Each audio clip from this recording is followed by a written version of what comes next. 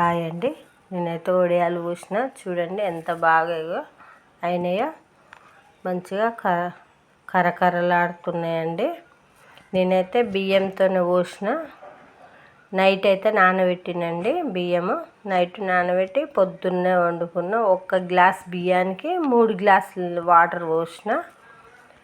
జీలకర్ర, నువ్వులు, ఉప్పు వేసుకోవాలి.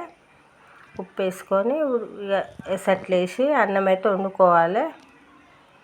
చూడండి, ఉప్పు అయితే ఇప్పుడే సరిపోని వేసుకోవాలి, తర్వాత అయితే కలవదు. బియ్యం వేసుకొని సిమ్లో పెట్టుకోవాలి, అదే ఉడుకుతుంటుంది. అడుగైతే అంటనియద్దు ఎక్కువ. చూడండి, ఇట్లా మామూలుగా మీడియంలో పెట్టి మూత పెట్టాలి. చూడండి, అండ్లనే ఎంత బాగా మెత్తగా ఉడికిపోయిందో.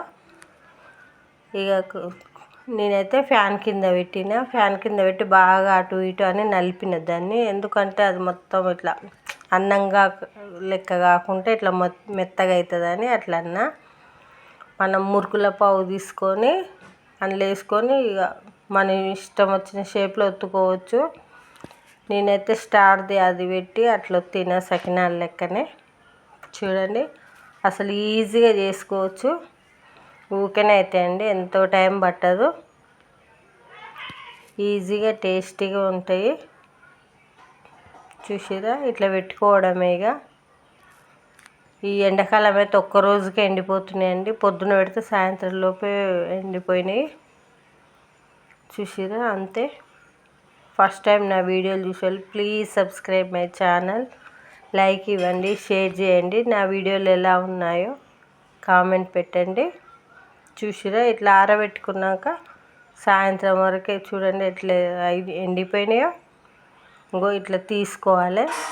బట్ట కదా, కొంచెం జాగ్రత్తగా తీసుకోవాలి. చూడండి ఎంత బాగా ఎండినాయో. ఒక్క రోజుల్లో ఎండిపోతున్నాయండి ఎండలకు. చూసిరుగా, నేనైతే తీసిన. మళ్ళీ రేపు ఒక్కసారి మళ్ళీ కొంచెం సేపు ఆరబెట్టుకొని డబ్బాలు ఎత్తి పెట్టుకోవచ్చు, అంతే. నేనైతే ఇప్పుడు ఏంపినా కూడా చూడండి ఎంత బాగా ఎండినాయో. చూసారా, నూనెలో వేయంగానే హైలో పెట్టుకోవద్దండి. హైలో పెట్టుకుంటే మంచిగా వేగదు. మీడియం సైజులో పెట్టుకొని స్టవ్ని ఎంపుకోవాలి. చూసిరా ఎంత బాగా అయినాయో. అంతేనండి, జర్రసేపట్లో చేసుకోవచ్చు టేస్టీగా. చూడండి, బయట కొనుక్కొచ్చిన అప్పడాలు వడియాల కంటే మనం పెట్టుకుంటాం కదా బాగుంటాయి. పిండితో కూడా పెట్టుకుంటారు, రవ్వతో కూడా పెట్టుకుంటారు. నేనైతే ఇట్లా పెట్టిన. పిండితో కూడా చేస్తాను నేను, మీకు కూడా చూపిస్తా. అవి చూసిరు ఎంత బాగున్నాయో. ఓకేనా?